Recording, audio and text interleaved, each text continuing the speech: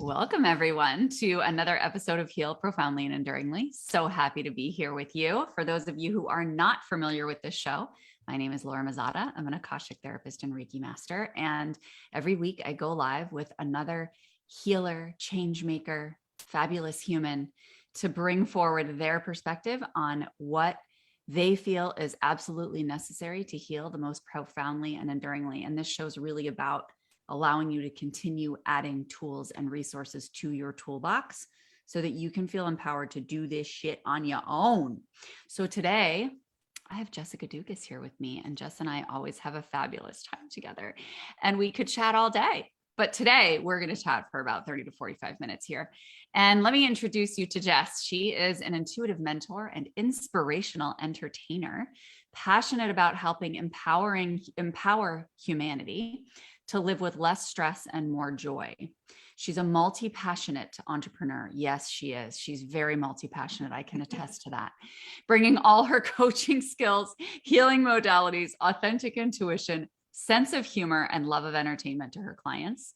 Her international best-selling books plural, and successful talk show, The Breakthrough Show, and its network. Outside of her business, Jessica is a wife and badass, I'm adding that in, homeschooling mom of 6 beautiful children, enjoying many hobbies. So today, Jess is going to chat with us about breakthroughs in storytelling. Welcome, my friend. Thanks for being here.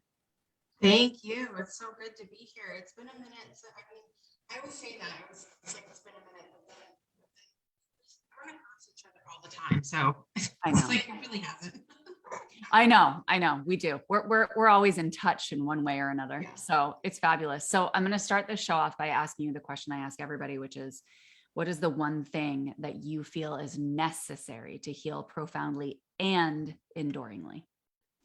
For me, the biggest thing to heal and to continue healing, because I'll start off by saying I'm not sure about that word heal, because I feel like it's a continual process. Even when we've healed from one thing, I think we're continuing to heal from something else or with something else. And so for me, that thing is storytelling.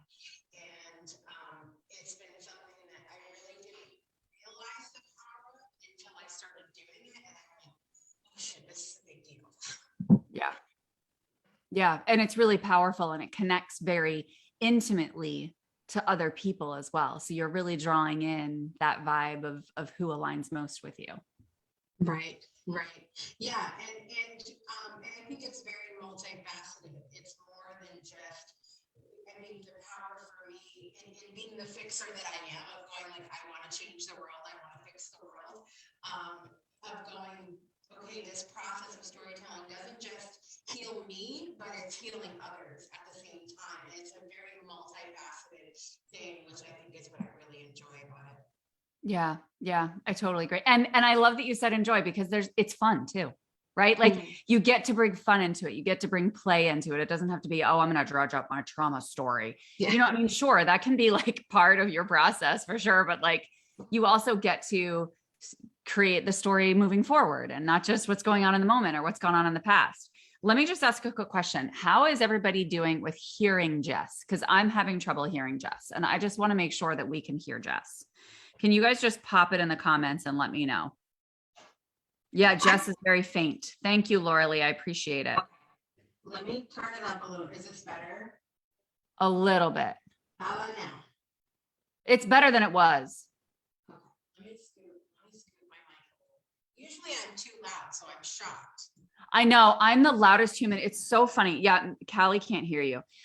It's so funny because my husband always tells me, he's like one day I wasn't feeling great, but I was feeling well enough to like go live or connect with my clients or whatever. And he's like, well, you know what you could do is you could always not scream so loud when you're on, and you'll lose less energy. Yeah, I can relate to that a little bit.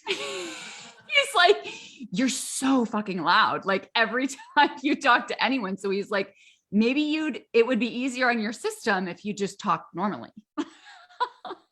Yeah, one can never tell. I'm one or the other. Either you can't hear me at all, or I'm just so incredibly loud. People are like, for the love of God, will you just turn it down a little bit? Right. Yeah, go higher in volume, says Laura Lee.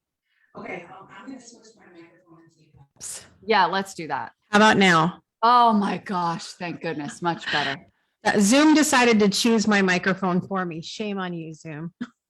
That happens now. Every single time I sign on to Zoom, I check it because it changes what it chooses depending on the day. I know. It's ridiculous. Hopefully that's better though. Clear you are. Yes. Yay. Oh, we get to be just lulled by your beautiful voice now. I love it. Okay.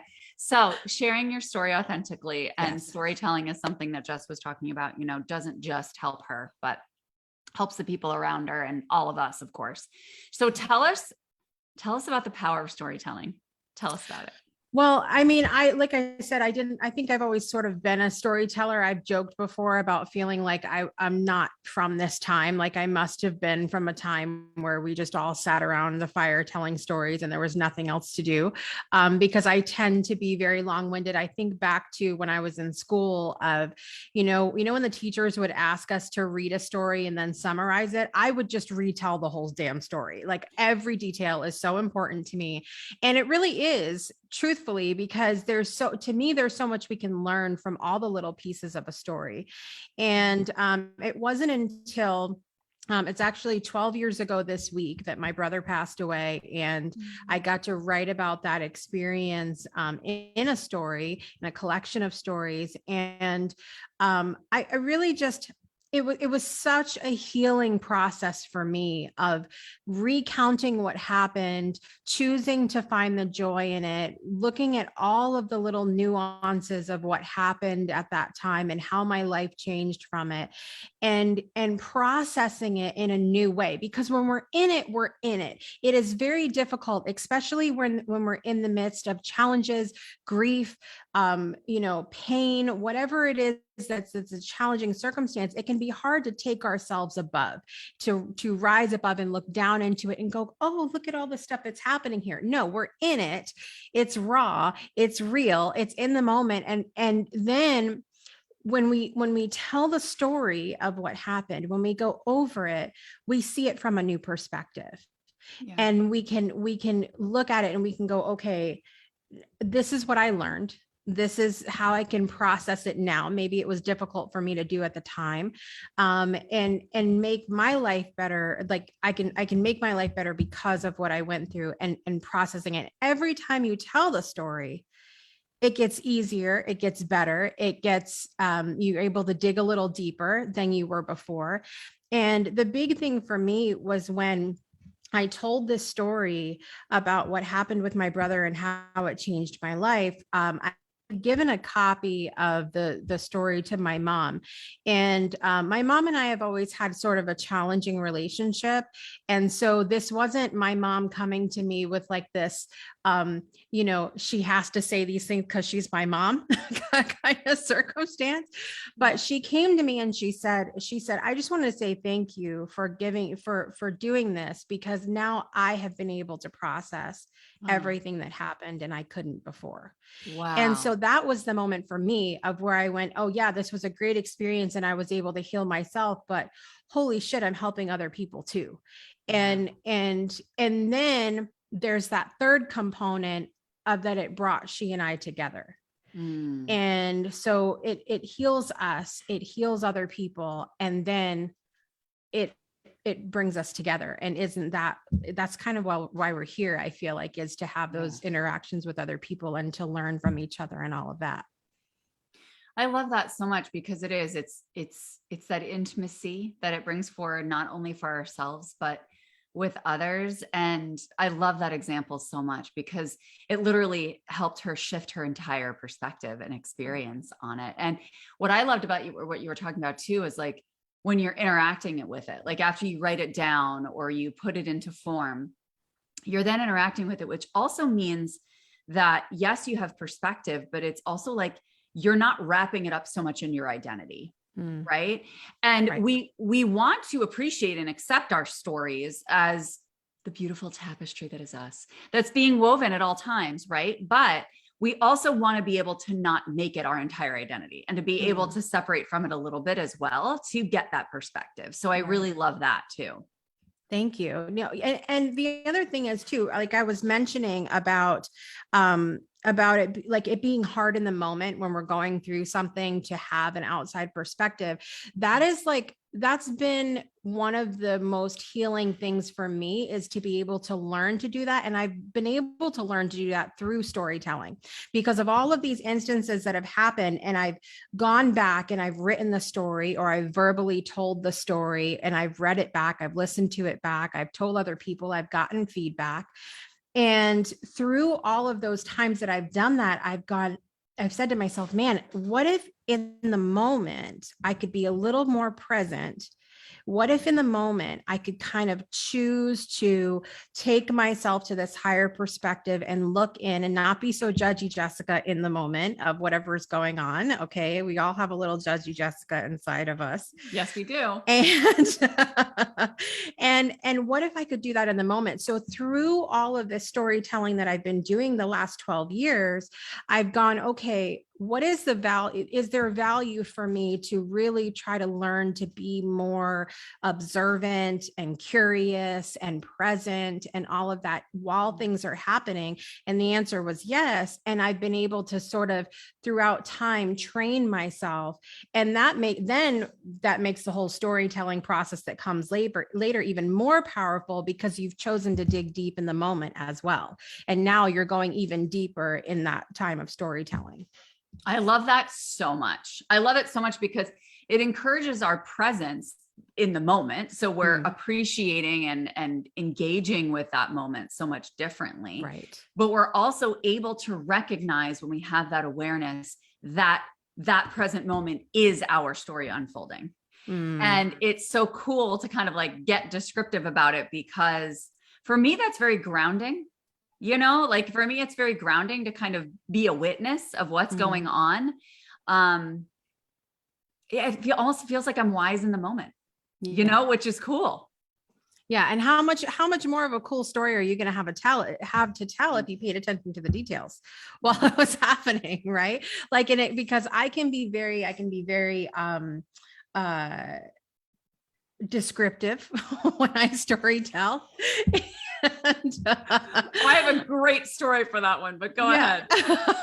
I can be very descriptive. I can be like, I want to know when I think about incredible fiction books I've read over the years where you can almost smell what's going on. Like it's so good. And so imagine for the people that you're telling the story to, even if it's just yourself, if you can remember what it smelled like, what it tasted like, what it felt like physically, and you could literally be taken back to that space, how much more could you get from that experience? How much more could you heal if you could take yourself all the way back there? And in order to do that, we have to be more present in what we're going through.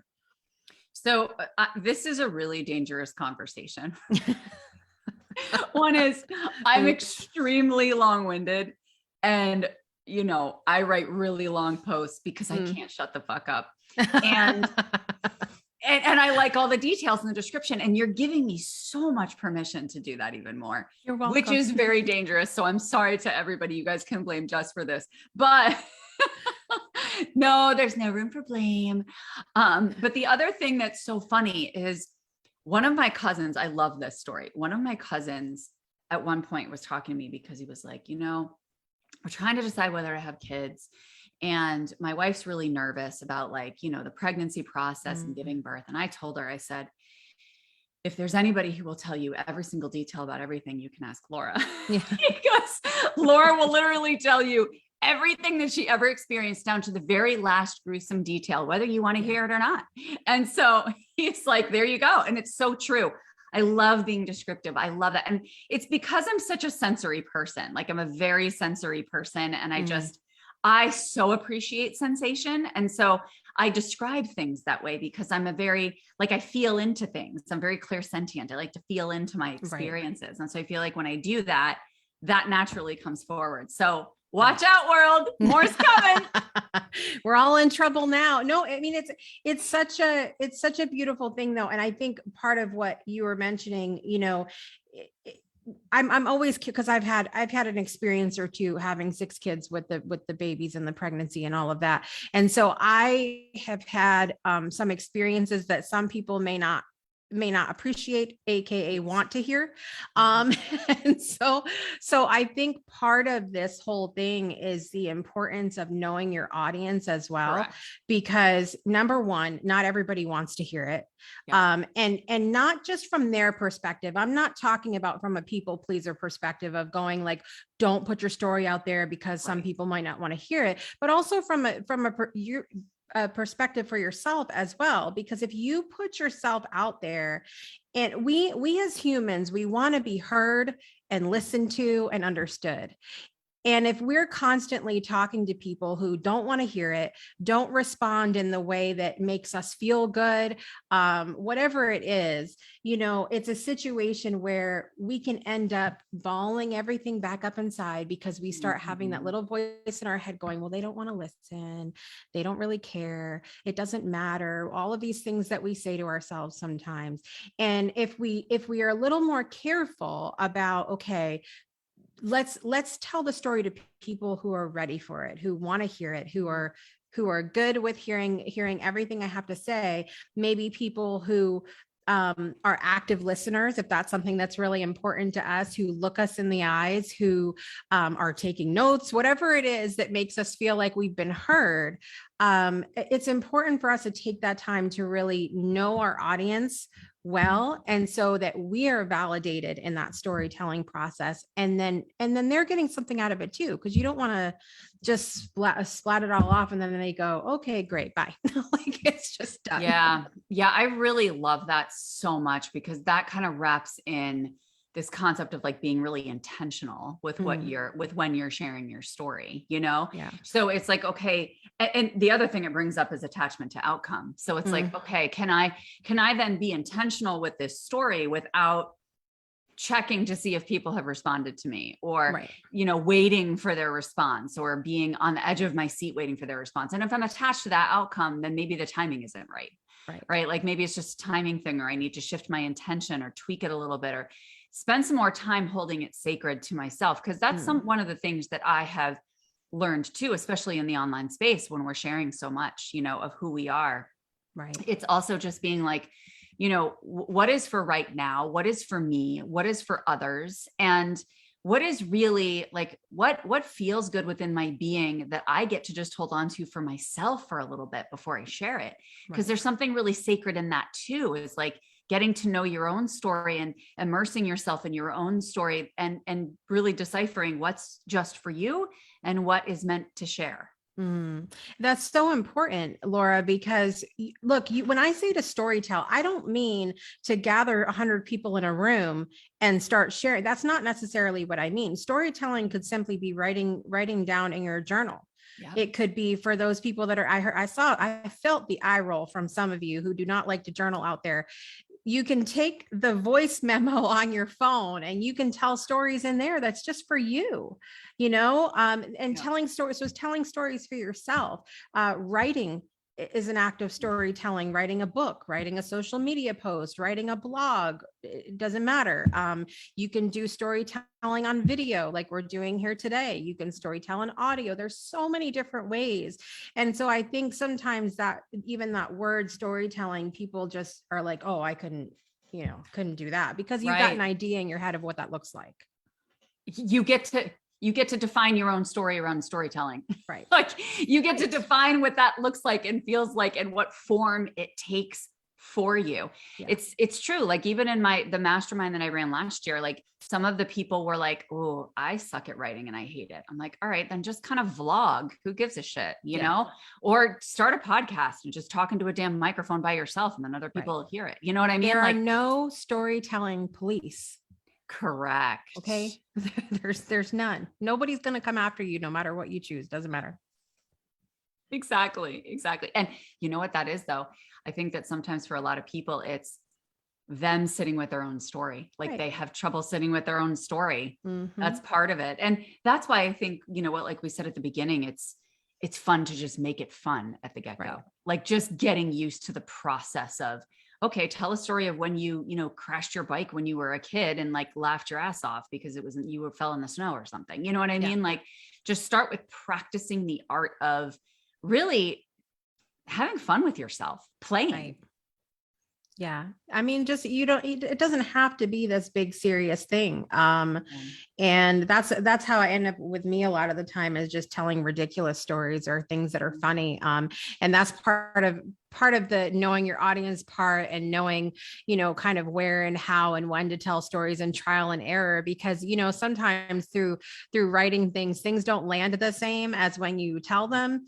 And sometimes with it, like if you're telling a joke on like a social media post, it's different than, I think sometimes I like the telling a joke like this where I'm interacting with somebody, because you get that laughter or something immediately. Whereas if you post it on social media and you're telling a funny story, and then you're like, is anybody laughing yet? How about now? How about now? Right. Like, You're is it funny waiting. now? Is it funny now? How about now? And it gets to be challenging. Like, it's just a lot of trial and error, honestly, like figuring out how to tell your story, where to tell it, who to tell it to, if to anybody, why are you doing it? And just examining all of that. But there's so many different ways to do it, and so many different reasons to do it. But I mean, I think it's a necessary tool for everybody, no matter how it's done. Yeah. And that's such a good point, because I was literally just thinking this over the past few days. I was like, it's really interesting. Most of my content either comes from my own journal, because I'm processing my own stuff, or just me being in conversation with somebody else, right? Like either being live like this with you, or chatting with one of my clients, or something like that, where I'm just kind of actively channeling and just letting things flow. Right. And I'm not thinking of creating anything. Like the second that my mind gets involved to create the story and be like, okay, let me make sure that I have all the tangible benefits and that's in here and all that shit. It's like, no. Yeah. Like the moment that I start thinking is the moment I hit a wall. And so it's cool, because like when I'm chatting or I'm just letting things flow, all that wisdom becomes so much more accessible, because I'm not as focused on creating something. Right. I went to a poetry workshop recently, by the fabulous Dorothy Auger, who if I was to put in my calendar, write a poem, 10 o'clock today. Okay. Write a poem. I would sit down and be like, I don't know what to write. Like, but Dorothy creates this entire space of where we have conversation, we evaluate, we have like a topic, we evaluate, how we're feeling along with whatever the topic is. So what does this feel like? What does this smell like? What does this taste like? And really just creating this whole environment to write in. And so I really feel like the same thing needs to be said for, storytelling as well. Whereas like, I don't sit down and say, well, I'm going to write about this. I might remember something and I'll leave myself a little voice note, or, if I really want to, be romantic about it, I can light a candle and I can, close my eyes and think about, it's never just like, I'm going to write a story once upon a time. No, it's never like that. So it's really, you've got to create like an environment for yourself to whatever it feels good. And maybe some people watching are like, that is me to put it in my calendar, and then happy writing. Yeah. I'm not that way either. Like I can't put it in my calendar. It's just not going to work. Like this morning I said I was going to go live about a topic that I wanted to go live about. And I sat down and I was like, this isn't fucking happening. Yeah. I was like, it's just not happening. Like, I don't feel inspired right now. I'll do it later, and it's beautiful to listen to your own flexibility in that way, and allow your energy to kind of flow with it, because otherwise then you get stuck and you get hard on yourself. And I love this concept that you brought forward about Dorothy holding space and like creating this beautiful space. Cause I feel the same way about a couple of my mentors that I follow, and some of them I haven't even worked with before, but just like their videos or something, I swear they're really just activators. Like they came here to be activators and like catalysts for change in other humans, because literally all I have to do is put on her video for about 30 seconds and I'm activated and then I can go, you know what I mean? And so it's also knowing that about yourself, like, okay, what are those things in my environment? And it could be other people, it could be creating that space like you talked about. But what activates you, like what creates that space so that you can kind of say, all right, now I got the fire started and now I can go.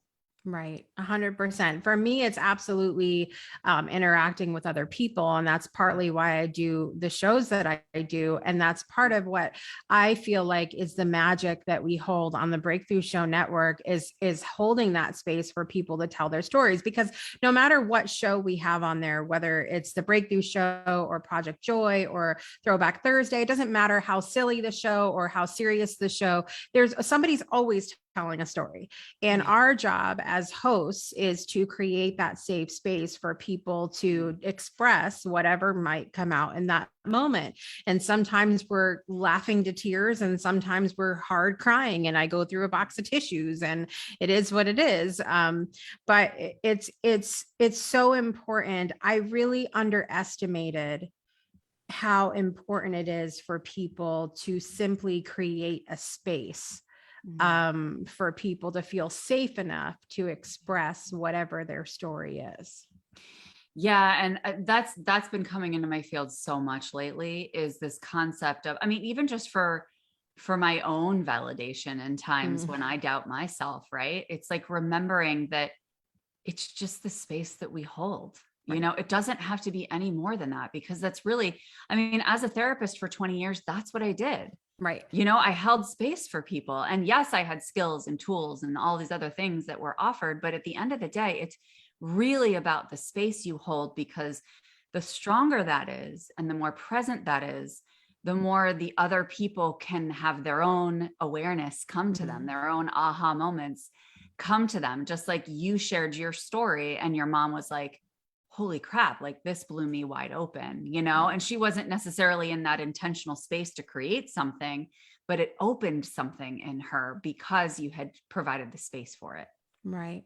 And here's the other thing. Nobody likes to be talked at. Nobody likes to be, I don't think anybody truly loves to be told what to do. Like nobody likes the wagging of the finger and this is how you should live your life and whatever else. But if you read a story or if you listen to a story, it gets your wheels spinning to where you're going, wonder if that would work for me. Wonder what my life would be like if I did that. And it's a way to present a new perspective to people without the wagging of the finger, without the telling what to do and everything else. And, we've had people that have wanted to come on the Breakthrough Show and do like the whole, we want to tell the 10 ways to do this or the process to do this. And I'm like, we don't do that here. You can tell a story. And then it's magical because some of them, it's like the guests don't even realize I don't have to do this to get people to listen to me. I can just tell a story and tell about how I used whatever and overcame this. And then it's like magic and people hear it and they want to hear it. They ask for more. That's the thing. Then they're invested. Right. Exactly. It's like, then people are not just reading, they're actually invested in your energy. Isn't that beautiful? I love that. It's an amazing thing. And I've like, so how many times have we heard in the entrepreneur world, like you have to sell, you have to list, you have to do this, you have to and I've never felt like that's for me. That's just not how I am. And so, but I'll tell you a story. Yeah. And have you captivated? Exactly. Right. Yeah. And it's just cool because you're both invested. It automatically engages that mutual reciprocity rather than like having to force someone or having to force yourself to share something. It's just that's how you develop natural connection. Right. Yeah. So go ahead. For those people that are leaders out there that are trying to, that have a platform they're trying to create or whatever, it's just, it gets you and your audience, it's a together thing.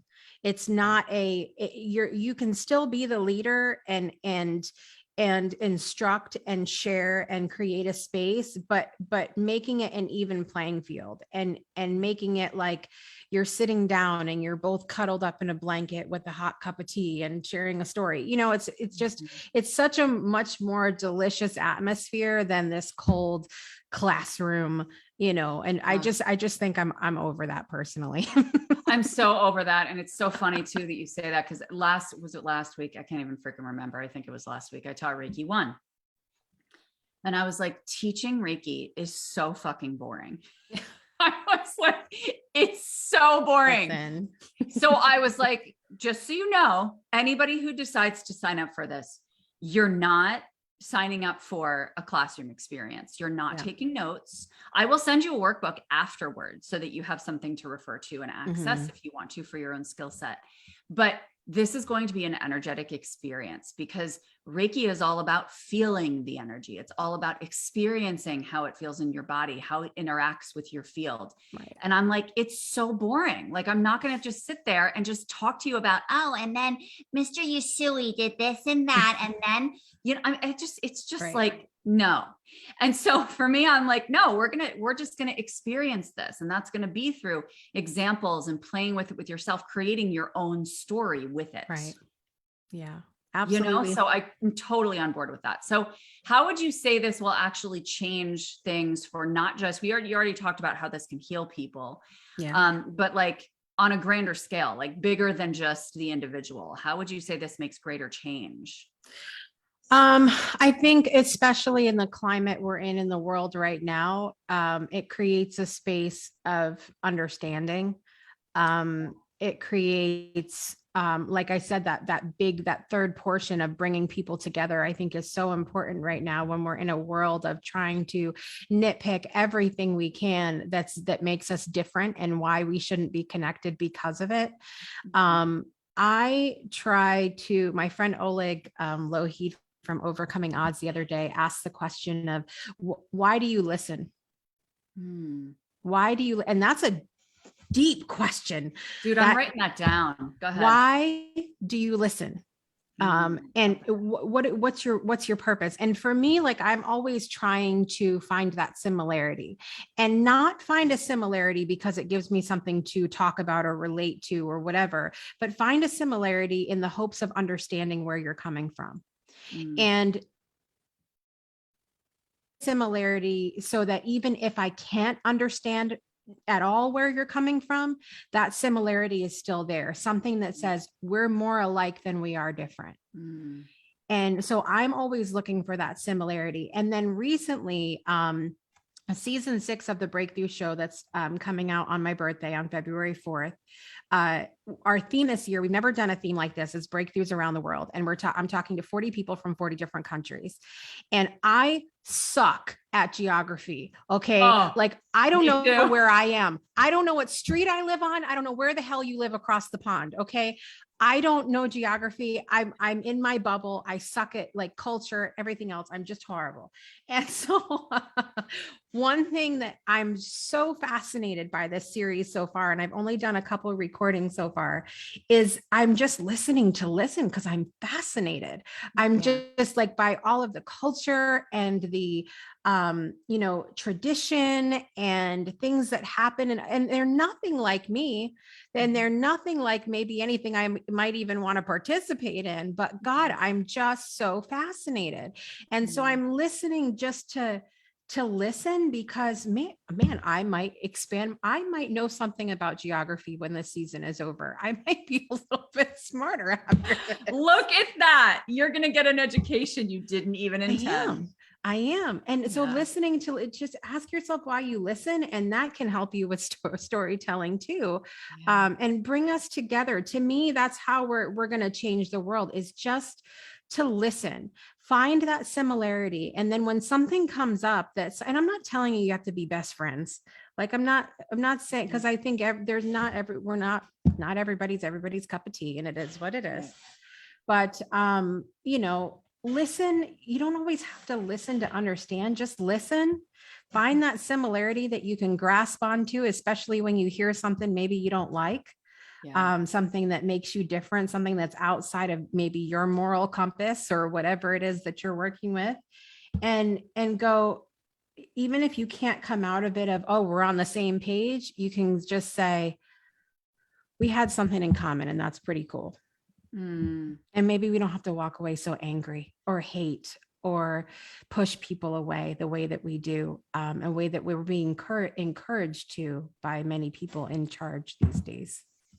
Yeah. And I think just really understanding the context of other humans. Mm. You know, I'll never forget, there was it was a client that I saw years ago who made some kind of racist comment about somebody that they knew. And I said to her, I was like, how much time have you taken to get to know her?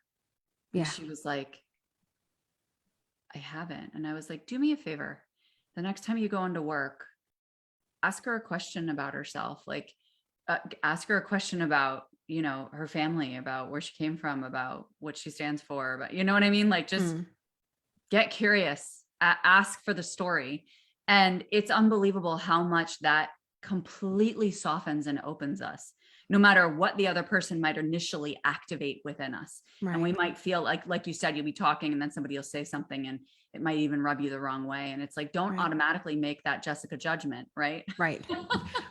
That's going to be a thing now. Don't automatically make the judgment, but, you know, really get curious. And I think that curiosity then can activate storytelling in the other person as well, which is a huge gift that you're giving them. And yes, connects the two of you. I love that. And here's the thing, you're not always going to know.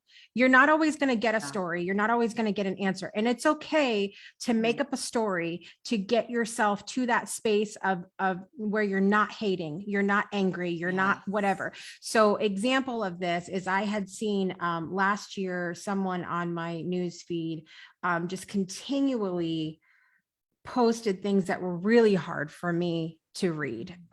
Like just, it took me back. And one of the things that I learned to say to myself is, what must this person have to have been through in order to reach this space that they're at now?